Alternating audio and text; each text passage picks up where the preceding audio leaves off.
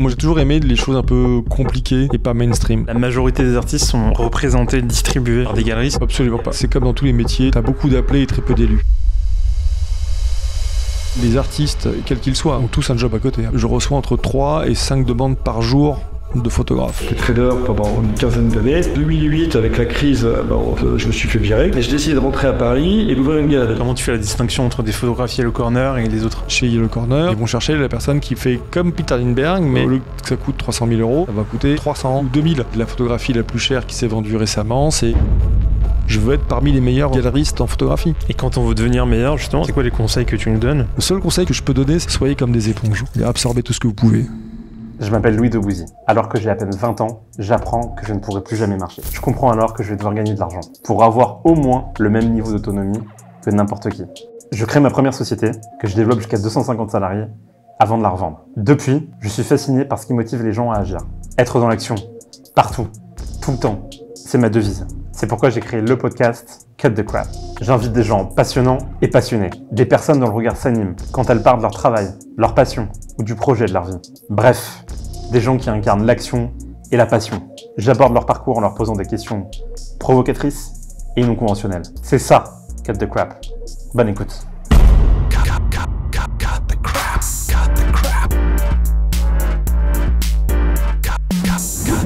Gad, je suis ravi de te recevoir.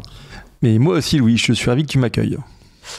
Bon, on se connaît depuis quelques années, mais je vais te demander si tu veux bien te présenter en trop de secondes ce que tu as fait, ce que ton business actuel de galeriste, de marchand d'art, quel est le rapport aussi avec ton ex-parcours en tant que trader multimillionnaire. À minima multimillionnaire. Le rapport, il est que, après des études très classiques, j'ai dit je sais ce que je veux pas faire. Et j'étais déjà collectionneur. Et pour assouvir ma passion de la collection et de l'art, il me fallait des sous. Et où est-ce qu'il y a des sous? Dans une banque. J'ai envoyé mon CV. Ils m'ont reçu pour rigoler, mais ils m'ont embauché comme trader. Ça a commencé comme ça et ça a duré 15 ans. Alors, en 2008, il y a eu la crise des subprimes, tout le monde s'est fait virer, moi y compris. Quel actif tu tradais? J'étais sur les taux d'intérêt, la dette et des CMS spread, des exotiques.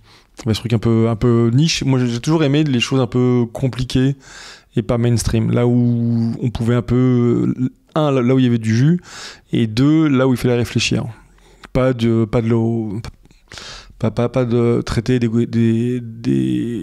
OAT, des government bonds, des choses mainstream, ça ne m'intéressait pas. C'est un autre métier qui est super intéressant, mais moi, ça ne m'intéressait pas.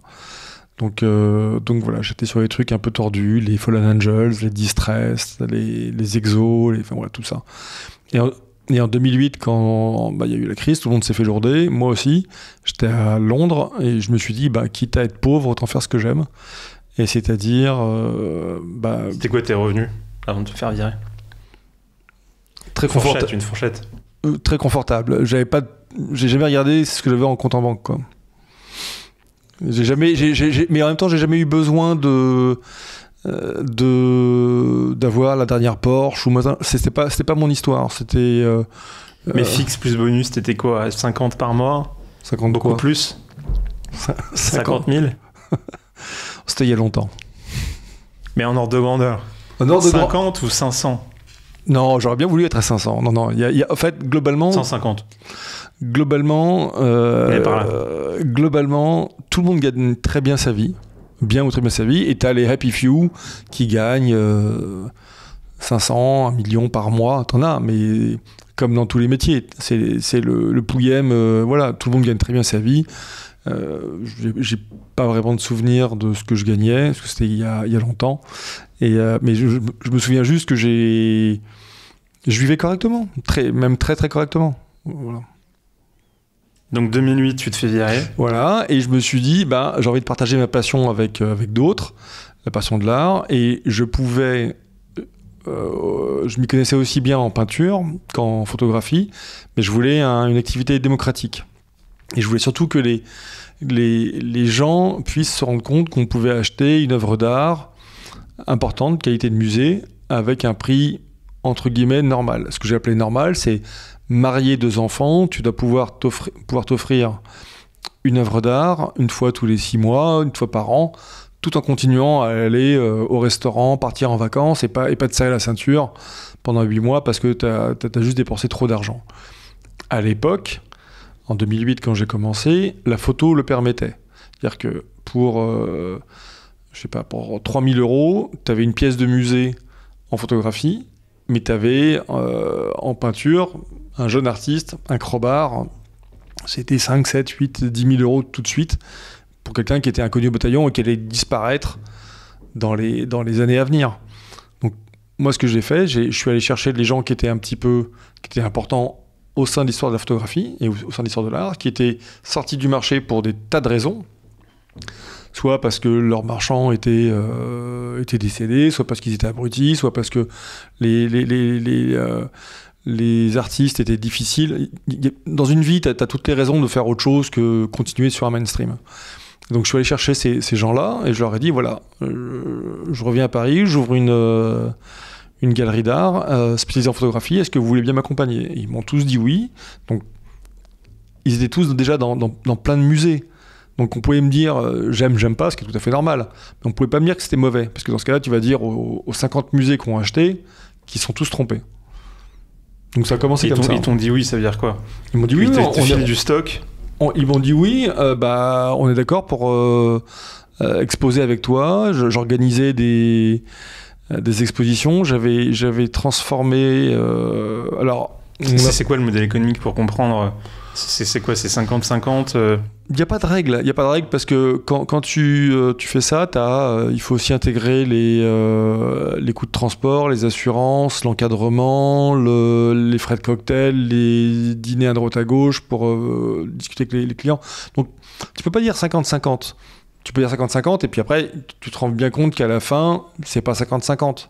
C'est 30-70 et en général, ou 35 qui restent aux galeristes et 50 aux marchands, à l'artiste. Mais après, c'est les frais. Donc, non, j'aurais bien voulu le reste à l'artiste, pardon. Mais donc c'est 0,1 à l'artiste, quoi. Mais non, mais ça, heureusement que non. Les choses sont plutôt transparentes. Il y a tous les modèles. Tu as des galeristes dont le modèle est de dire, ils vont voir un artiste et ils lui disent, je vais te payer 15 000 € tous les mois. Et toute ta production, elle est à moi. Que j'en tire 200 000, 300 000 ou 0, c'est plus ton problème. Toi, t'es salarié, peu de choses près. Et t'as plein d'artistes qui sont d'accord parce que ça leur donne un revenu fixe, ça les rassure et ils peuvent travailler tranquillement. Ils sont pas là dans l'attente de savoir est-ce qu'ils vont vendre pour pouvoir aller payer leur loyer, acheter à manger, vivre correctement. Donc t'as tous les modèles et tu as des galeries importantes qui... moi j'ai eu vent d'un contrat avec un des artistes d'une galerie. C'était 6 millions d'euros par an pour l'artiste. Oui, c'est voilà, et c'est pas forcément des gens très connus du grand marché, mais c'est des gens qui plaisent à beaucoup de gens et donc la majorité des artistes sont représentés, distribués par des galeristes. Non, c'est comme dans tous les métiers, t'as beaucoup d'appelés et très peu d'élus. T'as beaucoup d'artistes qui ont pas de quoi vivre. Ils font tous, et même ceux qui exposent et qui vivent, qui arrivent un peu à en vivre, ont tous un job à côté, en plus. Alors, dans mon cas, ils sont photographes de mode très connus, photographes de reportage, ils bossent pour National Geographic, etc., etc. Mais où ils sont profs de photographie, profs de dessin, à savoir. Mais non, c'est les artistes, quels qu'ils soient, qu'ils soient sculpteurs, peintres, photographes ou que sais-je, ont tous un job à côté, un peu de choses près. D'accord. Toi, pour opérer ton business, t'as besoin de quoi ? Moi, j'ai besoin de tes petites mains. De matières premières d'abord, c'est-à-dire j'ai besoin de photographes et de très bons photographes. Mais c'est toi qui vas les chercher ? Il y a tous les trucs, il y a tous les schémas possibles. Il y a le schéma où c'est moi qui vais le chercher et il y a le schéma où c'est eux qui viennent me chercher. Pour donner un exemple, oui, je reçois entre 3 et 5 demandes par jour de photographes qui veulent exposer dans la galerie. 3 et 5 demandes. Je regarde toujours tout. parce que c'est la moindre des choses. J'essaye de répondre à tout le monde, c'est pas toujours facile, mais j'essaie toujours de répondre à tout le monde en leur disant bah oui, non, ça m'intéresse pas. Mais globalement, sur un an, je retiens qui marque mon œil 1 à 2 photographes. Grand max. Grand max. Ça veut pas dire que les autres sont mauvais, ça veut dire que ça ne correspond pas à ce que moi j'ai envie de montrer. Il y a des choses qui sont... Parfois, je reçois des portfolios de photographes qui sont super bons, mais c'est juste pas pour moi, donc j'essaie de les aiguiller quand je sais pour qui ça peut intéresser. Voilà, je les aiguille, bien sûr. Quand quelqu'un est bon, t'as envie de l'aider. Et les trucs comme Yellow Corner, c'est... comment tu fais la distinction entre des photographes Yellow Corner et les autres ? Alors, Yellow Corner, ils ont un business model bien particulier. En fait, c'est du poster sur papier photo. Alors, bon, voilà, je te schématise, tiré à plein d'exemplaires. C'est de la décoration bien faite, ça permet d'avoir une image plus ou moins qualitative, intéressante sur le mur, mais intrinsèquement, ça vaut le prix du papier. C'est pas de l'art. Ah, ça, je suis pas là pour dire ce qui est de l'art ou pas de l'art. Ça, c'est pas mon job. Mais ça rentre pas dans le cadre du marché de l'art. C'est pas possible. Pourquoi ? Parce que c'est tiré, Toi, tes photos, tu les tires aussi. Alors ça, c'est les photographes qui les tirent. Ouais. Chez Yellow Corner, ils ont plusieurs modèles. Encore une fois, ce qu'ils font, ils le font très bien. Je suis pas là pour dire que... Non, mais c'est pour comprendre. Que tel ou tel business est pas bon, mais ils ont un business qui est basé sur faire des franchises. Ils vont chercher des photographes qui ressemblent à des grands photographes. Donc, je sais pas, moi...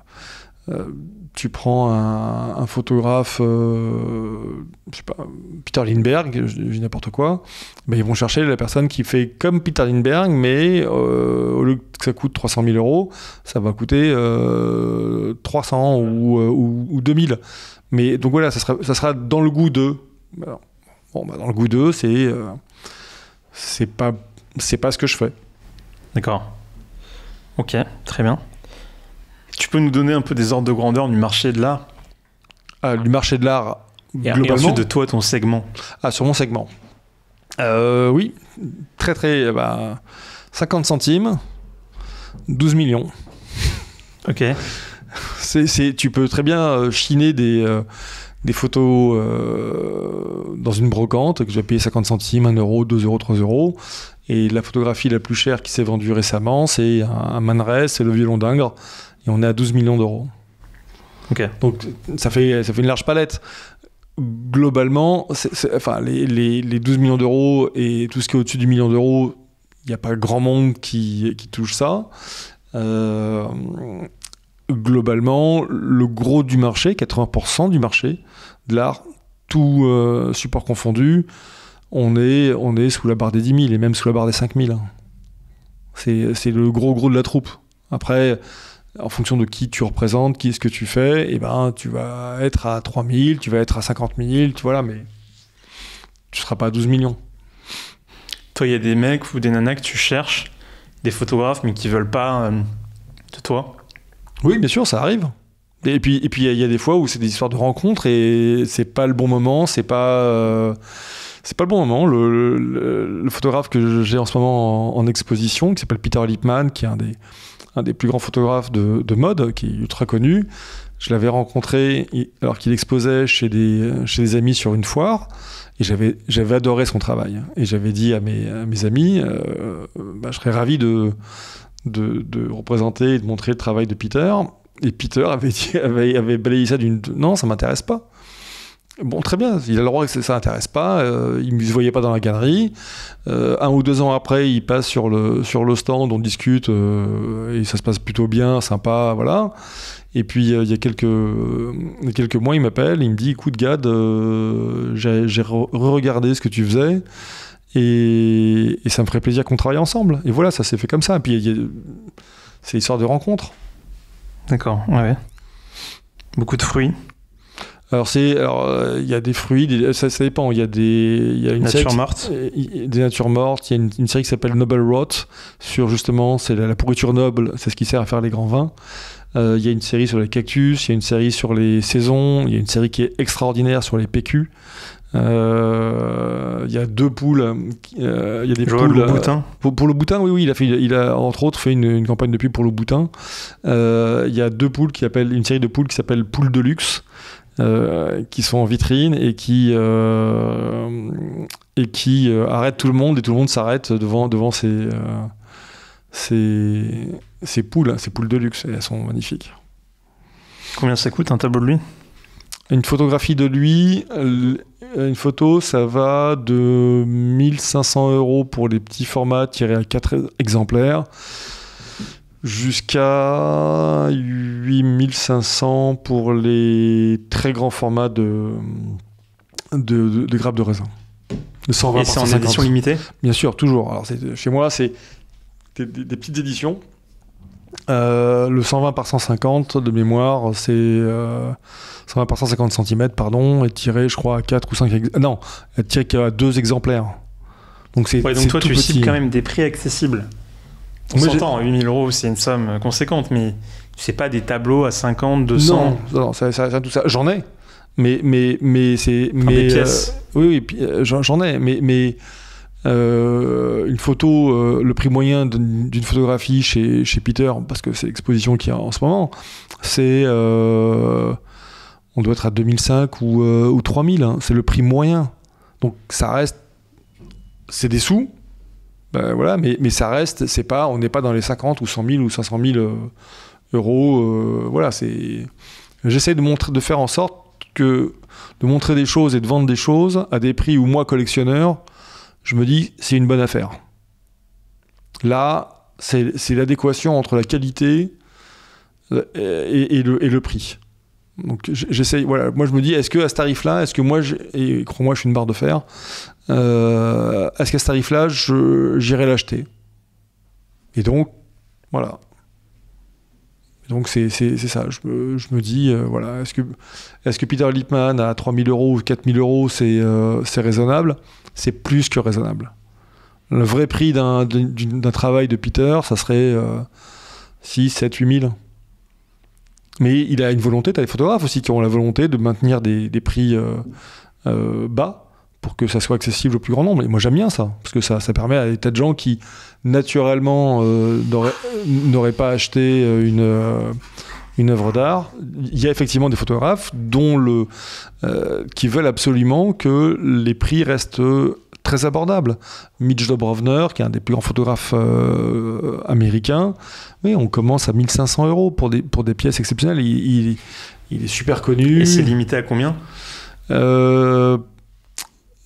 Chez Mitch, c'est un peu plus.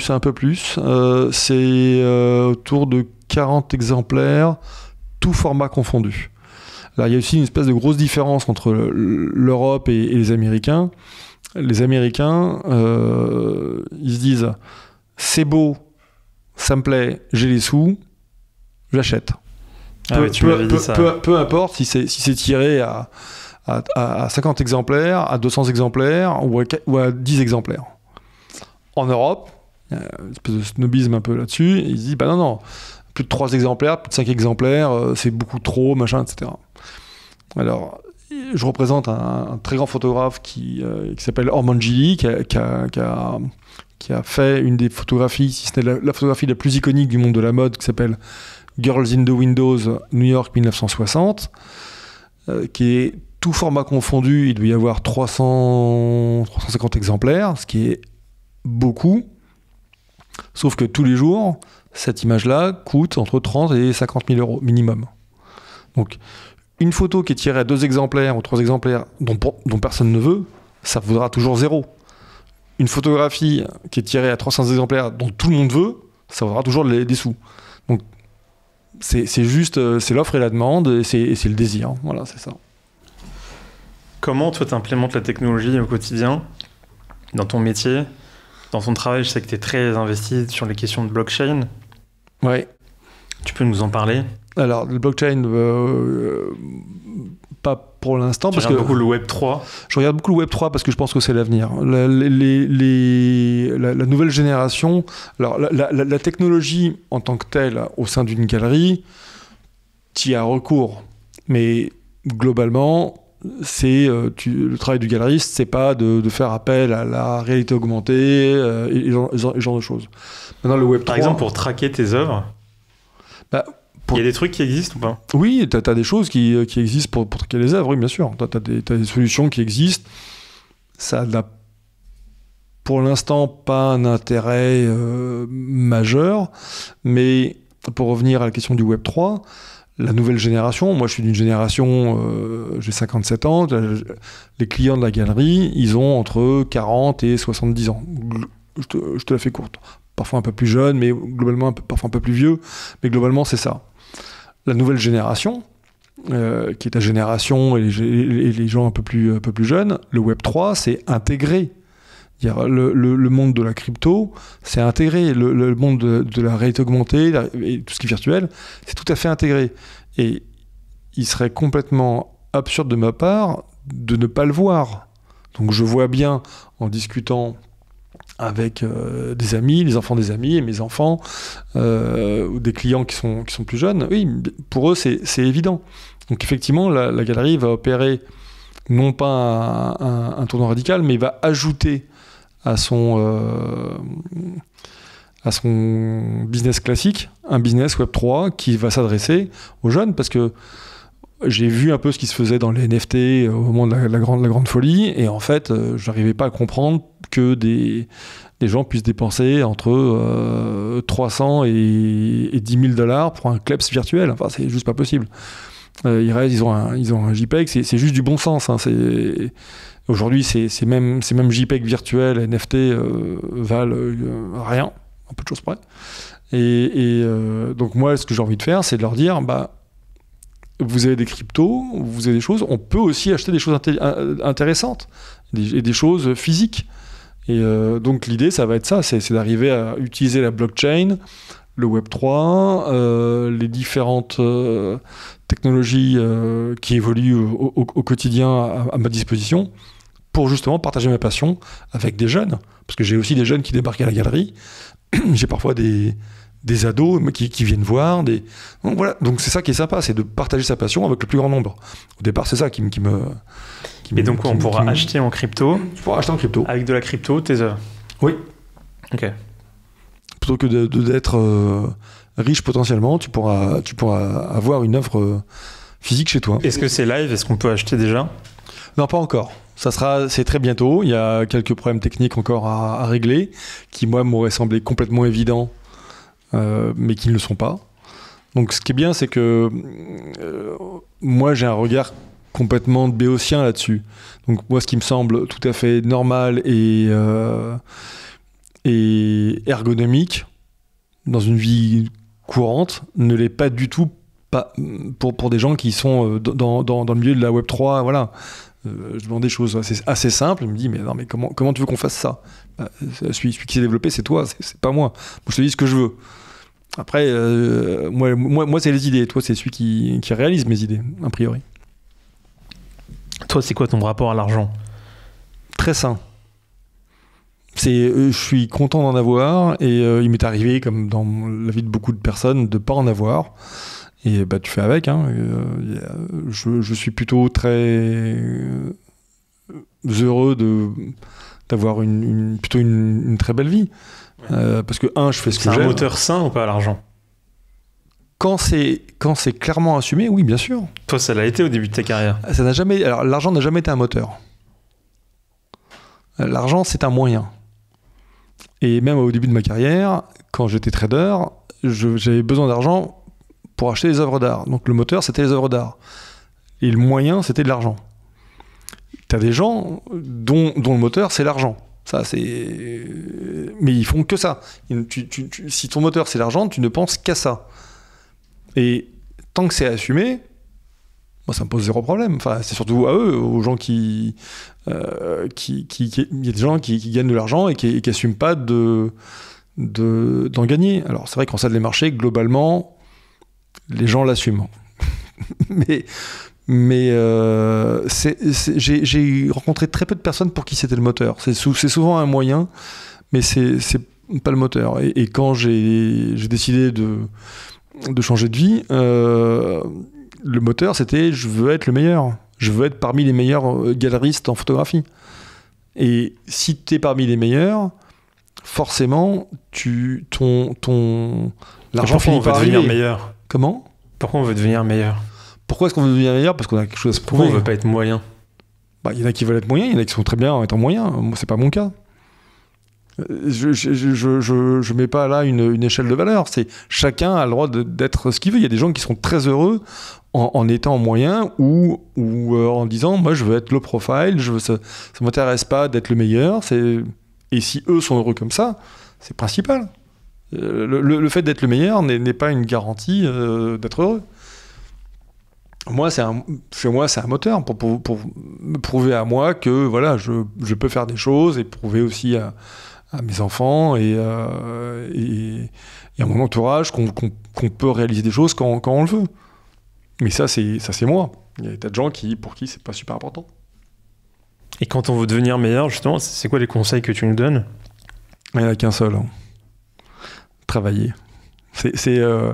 Quand j'étais en salle des marchés, on avait un outil qui s'appelle Bloomberg, qui est de l'information financière en temps réel, et tous les matins, tu avais une citation qui s'affichait sur l'écran.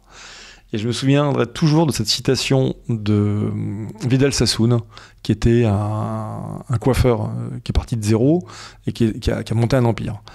Et Vidal Sassoon avait dit « The only place where you find success before work, that's in the dictionary. » Le seul endroit où l'on trouve le succès avant le travail, c'est dans le dictionnaire. C'est simple, c'est clair, c'est net. Je connais personne qui ait réussi... On peut mettre ce qu'on veut dans le mot réussir, sans travail. Même quand tu es à l'école, tu as toujours des copains qui font style ouais, non, je vais pas réviser et qui ont 20. Mais non, c'est pas possible. Ils ont bossé, ils font juste type je suis cool et j'ai pas bossé et ils sont 20. Et toi, comme tu dis, bon bah, s'ils font rien et qu'ils sont 20, moi aussi je vais rien faire et j'aurai 20. Manque de bol, ça se passe pas comme ça. Quand tu comprends que ça se passe pas comme ça, et ben tu visses tes fesses à ta chaise et tu bosses. Il y a pas, voilà, il y a pas de. Mais toi, il y a une personne ou un truc qui t'a inspiré, qui t'a marqué, qui t'a révolté ou pas ? Qui m'a révolté ? Je sais pas, quelque chose dans ta jeunesse, dans ta... Ah oui, des choses, il y a pas une seule personne, il y a plein de gens qui m'ont quand je regarde leur vie, qui m'inspirent. Il y a des gens de la vie quotidienne. Déjà, quand tu regardes... alors moi, j'étais un fan d'espace, et on pourra en parler aussi, parce que l'espace est une de mes passions, mais tu vois, les Armstrong, pas Louis, Neil Armstrong, Buzz Aldrin et Michael Collins, pour moi, quand j'étais enfant, c'était chacun. Mais j'avais aussi Dominique Rocheteau et Jean-Michel Larquet qui jouaient à la Saint-Étienne. Et quand tu grandis, bah, tu vois, et que tu commences à devenir dans la vie adulte, les gens qui t'inspirent, c'est aussi des gens du quotidien qui se lèvent tous les matins à 5h du mat pour aller taffer et faire en sorte qu'il y ait à manger sur la table pour leur famille. Et ils sont aussi très inspirants. T'as des agriculteurs que j'ai eu la chance de croiser, qui ont des vies très compliquées, et je suis admiratif devant leur travail, parce que ils peuvent pas partir en vacances, ces gens-là, les agriculteurs. Mais tu te sers de leur vie pour toi, je regarde, pour te motiver. Sûr. Mais bien sûr. Pour te nourrir. Au propre et au figuré. Tu sais que on aime bien tous les deux les bons restaurants. Donc oui, bien sûr. Mais je regarde ça, bien sûr. Je regarde ce que font les gens, comment ils le font. Et il n'y a pas de saut-métier. Je regarde toujours tout. Et je suis curieux de tout. Donc il m'arrive parfois d'être en contact avec des métiers que je ne savais même pas que ça existait. Mais tu regardes comment ça fonctionne et quels sont les moteurs, et moi je trouve ça passionnant. Et sur le fond, sur le principe, tous les métiers existent déjà, à peu de choses près, tous. La seule différence, c'est comment tu vas faire le tien. Voilà. Et alors justement, ça, la question un peu de la passion. La passion chez moi, c'est moteur. Et comment tu fais pour trouver cette passion ? Toi, on a compris que c'était depuis très jeune que tu es devenu collectionneur, mais quand tu l'as pas... Quand tu l'as pas, tu fais autre chose. Il y a pas de... La passion, c'est pas... Tu te dis pas un jour, je vais être passionné. C'est-à-dire qu'il y a un sujet, quel qu'il soit, qui un jour t'intéresse, et t'intéresse vraiment. Alors ça peut être les écrous, ça peut être le micro, ça peut être les boutons de manchette, la chemise, la pisciculture, enfin plein de choses. Et en fait, mais moi, ma passion, c'est jouer à la Play toute la journée. Et bah oui, et bouffer des McDo. Et bah oui, très bien. Bah si toi c'est ta passion et que cette passion t'arrive de cette passion à en vivre si t'as besoin d'en vivre, et 2 à transmettre ta passion aux autres, et je vois pas où est le problème. Si toi ta passion c'est jouer à la quoi, à la Wii, tu m'as dit oui, enfin tu vois, faire un truc qui n'est pas productif en tout cas. Mais pour l'instant, mais c'est tellement pas productif qu'aujourd'hui je crois que tu as des championnats du monde de e-sport, de e-sport, etc. Donc si c'était si peu productif que ça, il y aurait pas des milliards de dollars et d'euros qui seraient en jeu dans chaque discipline. Et le McDo, bon, si t'aimes le McDo, t'as le droit d'aimer le McDo, enfin, ou Burger King, ou Whopper, ou que sais-je. C'est voilà, mais hier, je dînais avec des amis et on parlait un peu de ce sujet-là. Et ils me disaient à juste titre, je pense que c'est valable pour tous les passionnés, j'ai tourné ma névrose, j'ai transformé ma névrose en business. Si toi ta névrose c'est de jouer à la PlayStation et de manger les McDo, et que tu arrives à créer autour de ça un club où tu vas partager ta passion et de la PlayStation et du McDo, bah t'auras pas l'impression de bosser, t'auras l'impression de t'amuser en permanence. Bah moi c'est pareil. Sauf que je sais pas jouer à la PlayStation et je suis pas un fan de McDo. Et peut-être que tu arriveras à me faire... Moi non, mais c'est... Je prenais l'exemple, tu vois, assez cliché d'habitudes un peu négatives, faciles, vers lesquelles les gens vont. Oui, mais alors ça... Et qui pour autant ne sont pas forcément, en tout cas de prime abord, des activités, tu te dirais, productives, intéressantes. Il y a une différence entre l'addiction et le fait de partager sa passion. C'est des choses différentes. Et puis, tu peux très bien avoir une addiction à quelque chose et être complètement consommé par ça et ne plus rien savoir faire d'autre. Ça, c'est une chose. C'est comme dans tout. Il y a ceux qui sont comme ça, et puis au milieu de tout ça, tu en as quelques-uns qui sont passionnés par ce qu'ils font et qui vont essayer de ramener les copains pour leur dire ouais, tu vas voir, c'est vraiment génial, essaye tel jeu, viens, on va faire ça, et on va faire une course virtuelle, on va voir qui marque le plus de buts, et voilà. Et donc en fait, tu partages un truc. Alors effectivement, les jeux changent.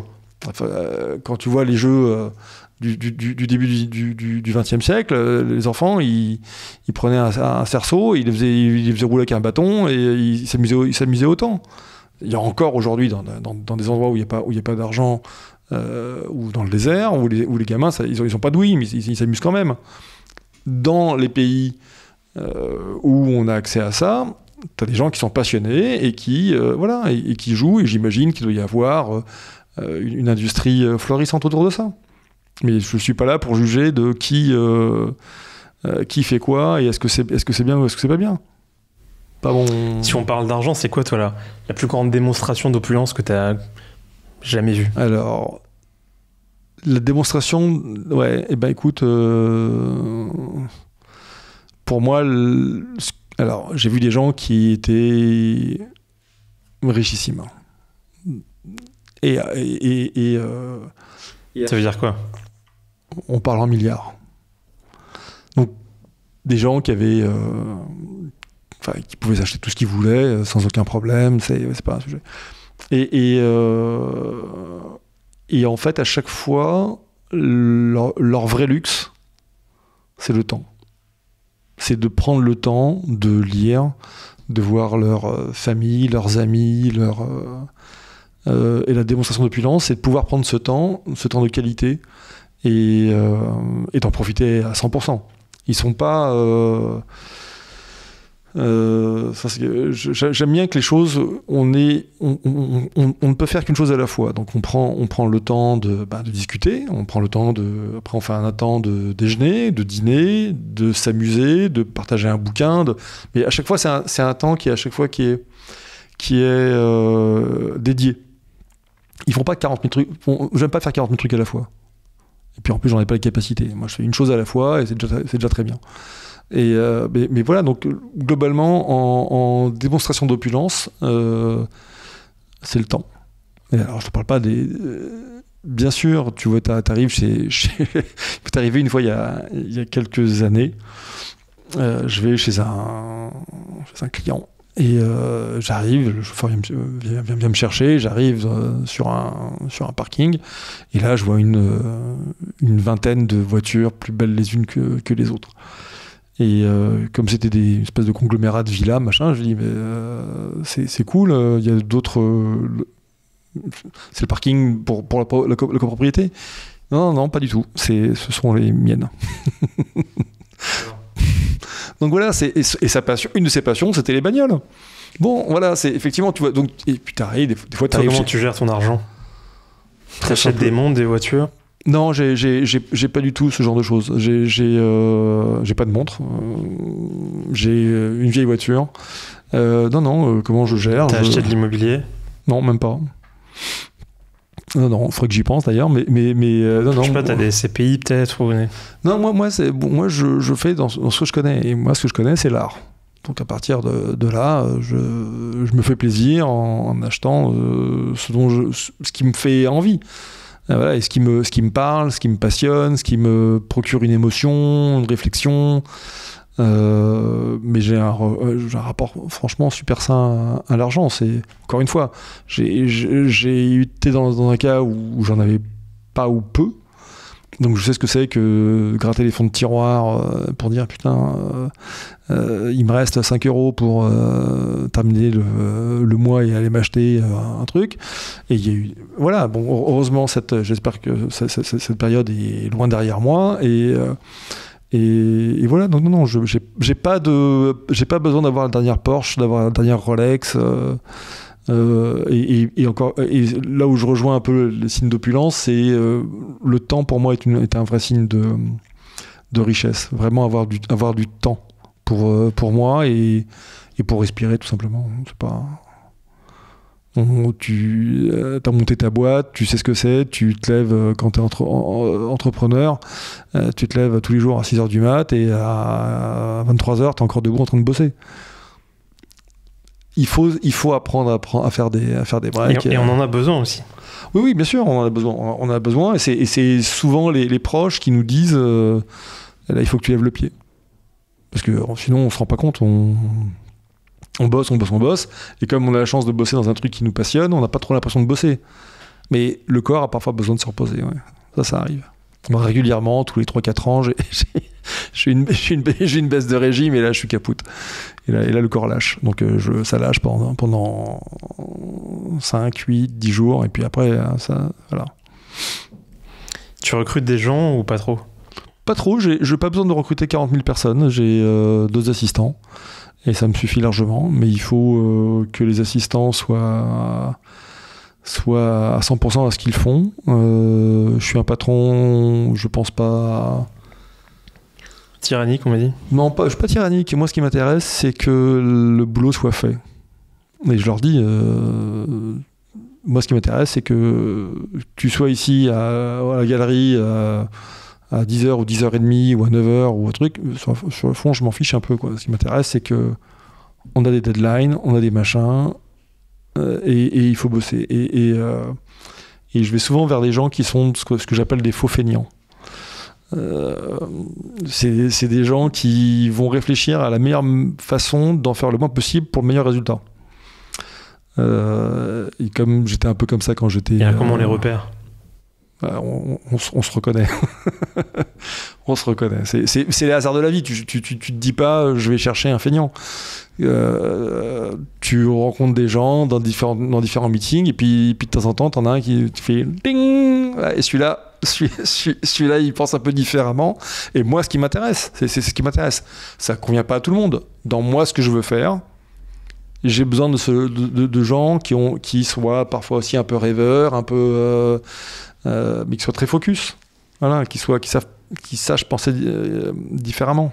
C'est ça qui m'intéresse. En recrutement, on dit souvent que quand il y a un doute, il n'y a pas de doute. Ouais. Et comment on définit le doute ? Alors ça, c'est une question pour Lévinas, mais il n'est plus là, on peut l'invoquer si tu veux. Ou Pascal. Mais c'est plus Pascal que Lévinas.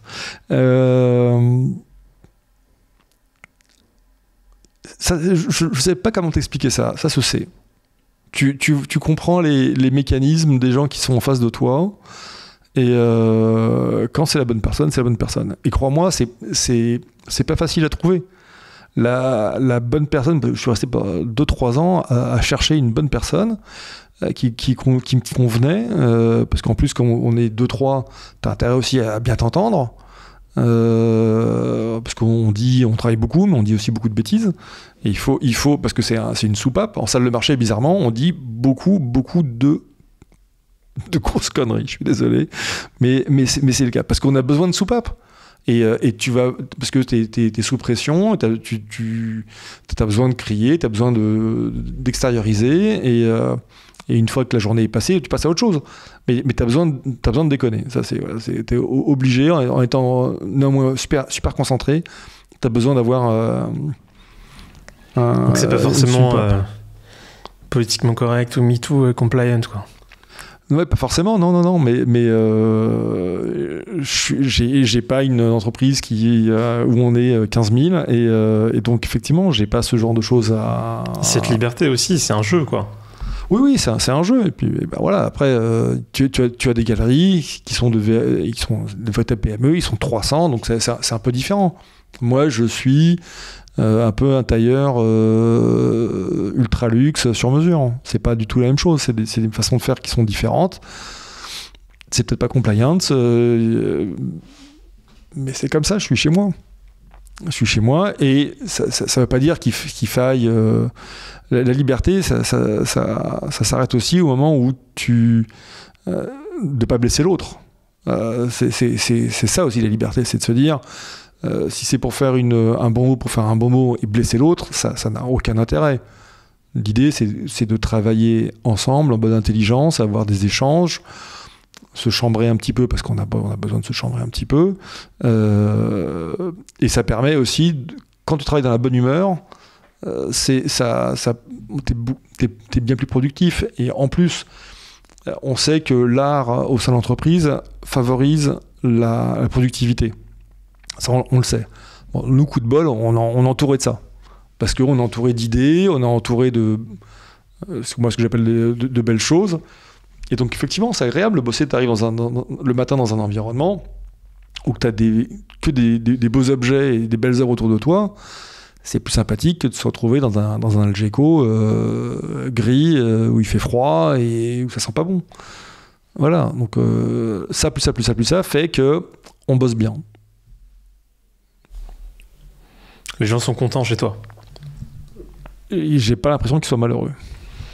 C'est quoi tes prochains objectifs, tes prochains paliers que tu vis ? Tu disais tout à l'heure que tu vas être le meilleur galeriste photo. Un des meilleurs, parce qu'il n'y a pas le meilleur. Il y a plein de gens qui sont très très bons dans ce qu'ils font. Après, t'as pas une seule photographie, t'as plein de types de photographies. T'as le reportage, t'as le paysage, t'as le conceptuel, t'as plein de choses au sein de tout ça. Non, moi, ce qui m'intéresse, c'est d'arriver à montrer des grands photographes, soit connus, soit en devenir, où je pense que c'est des objectifs quantitatifs ou plutôt qualitatifs ? C'est qualitatif. Quantitatif, c'est compliqué. Tu peux pas avoir 300 photographes sous contrat et 300 génies. C'est pas possible. T'en as quelques-uns. Je crois je dois représenter 20 ou 30 photographes, grand max. Et c'est déjà beaucoup. Parce qu'il faut que promouvoir le travail de chacun. C'est beaucoup de temps, beaucoup de travail. Non, l'idée, c'est de se dire, oui, il y a le travail d'un tel qui m'intéresse vraiment, qui me plaît vraiment, que je trouve très construit, intelligent, où les idées qui sont véhiculées me plaisent. Et donc j'ai envie de montrer ça. Donc effectivement, tu regardes. À contrario, t'as des tas d'artistes qui sont pas dans ce que j'aime, mais que je trouve super bon, mais que je voudrais pas représenter parce que c'est juste pas moi. Okay. Voilà. Si tu pouvais changer pendant 1 heure ta vie avec quelqu'un, ce serait avec qui? Alors figure-toi que ma vie est 1 heure avec quelqu'un. Avec qui? Sûrement un astronaute pour aller dans l'espace. Mais c'est marrant ce que tu me dis là, Louis, parce que il y a quelques années, je faisais une foire d'art contemporain à Lille. Et sur le chemin, il y avait des manifestants qui manifestaient pour un syndicat, quel qu'il soit, peu importe.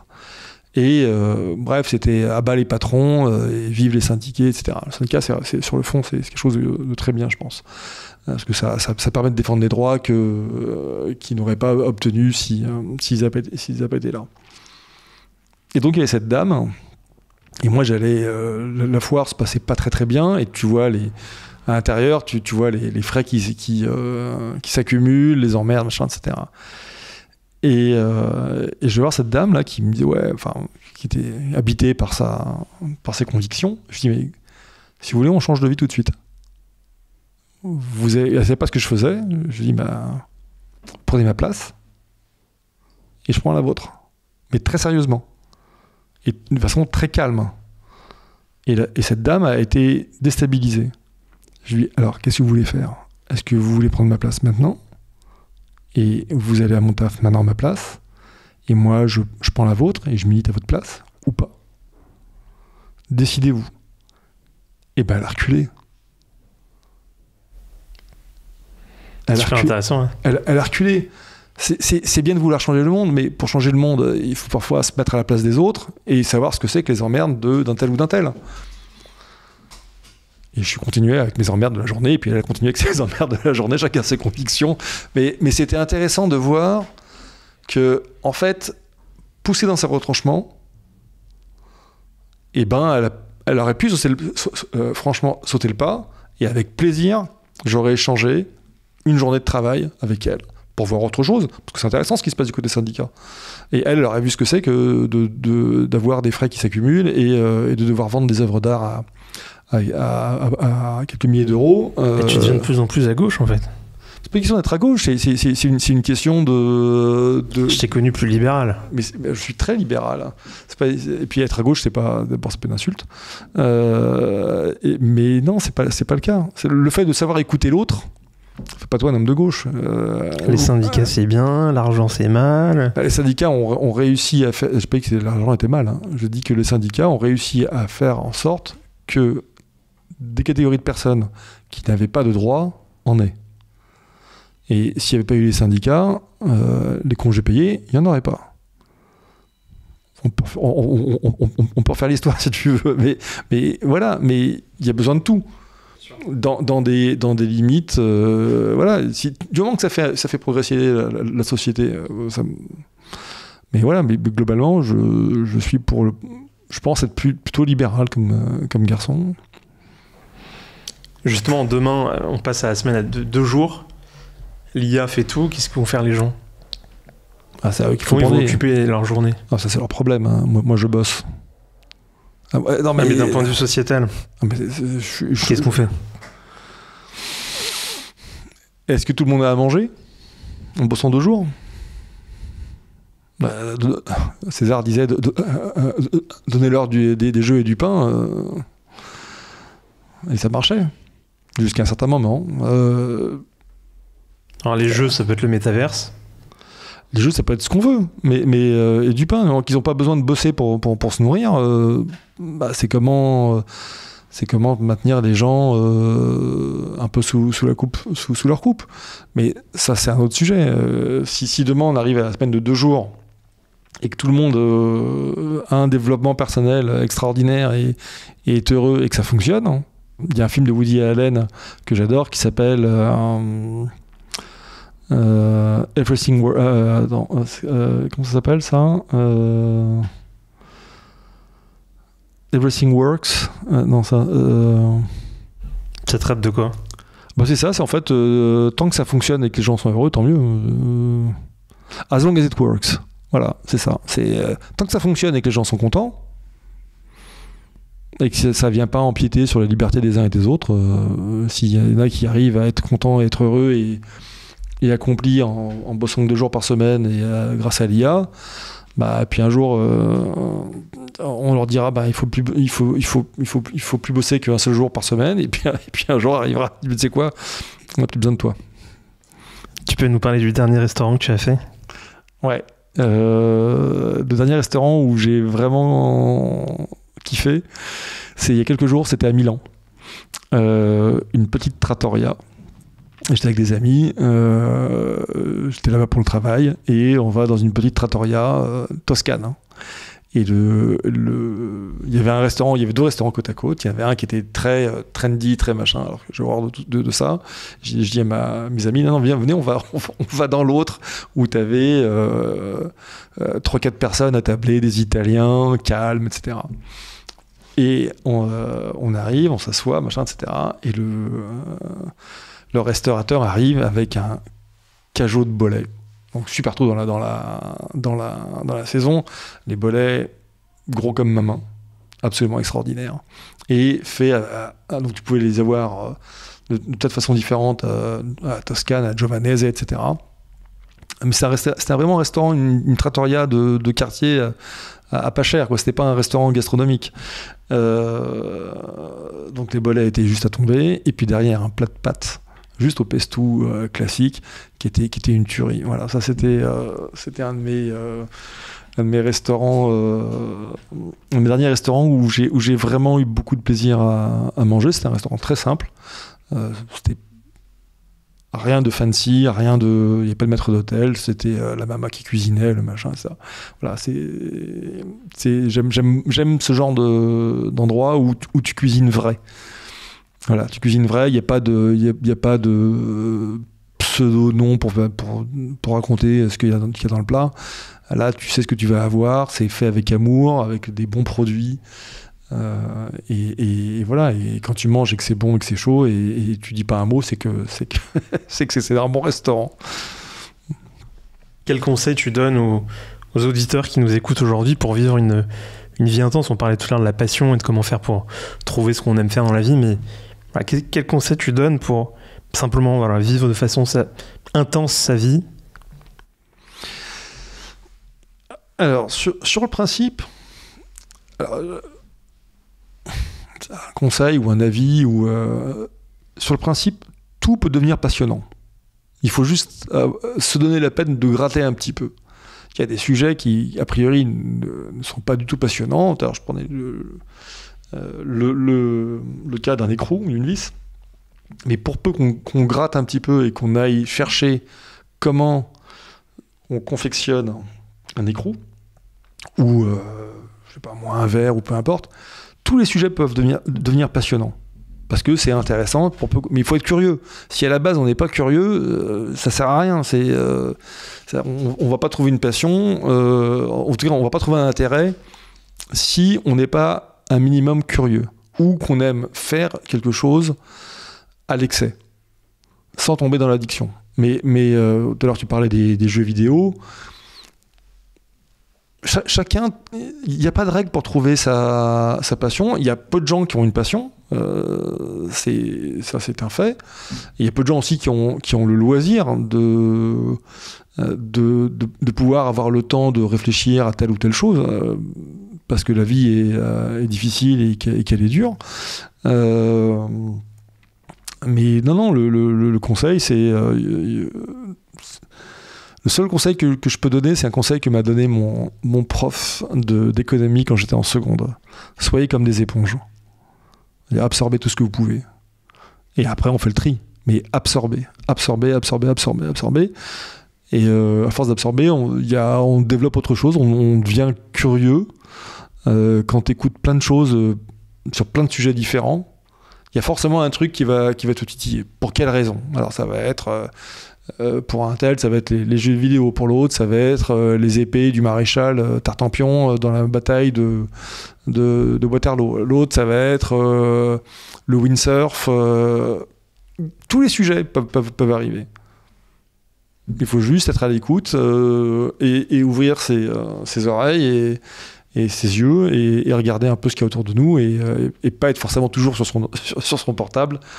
Lever les yeux et lire, ça déjà c'est pas mal de ce côté-là. On peut te retrouver quoi sur LinkedIn, ton site c'est quoi? Le site de la galerie, c'est gadcollection.com. Le nom de la galerie, c'est Galerie Gad Collection. Bientôt, il y en aura un autre qui sera en ligne et je te le dirai à ce moment-là. C'est quoi la différence entre les deux? Il y en a un qui sera classique et l'autre qui sera complètement axé Web3, crypto. Il y aura deux noms différents. Et donc il y a Gad Collection et Galerie Gad. Non, il y a Galerie Gad Collection. Ça c'est le nom de la galerie, c'est Galerie Gad Collection. Le nom du site, c'est gadcollection.com. Gadcollection.com. Gad Collection, comme mon prénom et collection. En 2008, quand il a fallu que je monte ma boîte, je me suis réuni. C'est ce que j'allais te demander. Je me suis réuni avec moi-même. J'ai fait un brainstorming tout seul parce que j'avais pas les moyens de payer qui que ce soit pour faire un brainstorming. Et un bon verre de vin et ça fait le job. Hein. Donc, il n'y a pas une histoire que ton surnom sur Bloomberg, c'était In God We Trust. Alors ça effectivement, tu spoil là. Alors le nouveau nom du site, ouais. Pendant des semaines et des mois, j'ai cherché un nom à ce truc. Il fallait quelque chose qui soit lié à moi. Et j'ai cherché The Eye of the Expert, machin, un peu pompeux, voilà, tout ça. Et puis je trouvais pas. Et puis un jour, je dormais et à 3h du matin, je me réveille en sursaut et je me dis, mais bien sûr, c'est ça. Et quand j'étais trader, donc sur Bloomberg, on pouvait mettre une phrase d'accroche de bienvenue. Et moi, j'avais marqué In God We Trust. Et je me suis dit, voilà, c'est In God We Trust, c'est ça. Et qui plus est, il y a un logo qui va avec, qui est une image que tout le monde adore de moi. Je ne sais pas pourquoi, que j'ai faite vraiment par hasard dans un photomaton lors d'un mariage d'un de mes amis. Et les quelques personnes qui sont au courant, dont toi, à qui j'en ai parlé, adorent l'idée. Enfin, tout le monde, voilà, il y a un côté un petit peu... on est sérieux sans se prendre trop au sérieux. In God We Trust, ça reprend Gad Collection et ça parle aussi de moi parce que, in fine, je parle de ma passion et j'essaie de transmettre ma passion aux gens. Gad, merci beaucoup. Je t'en prie, Louis. Merci à toi de m'avoir accueilli. À bientôt.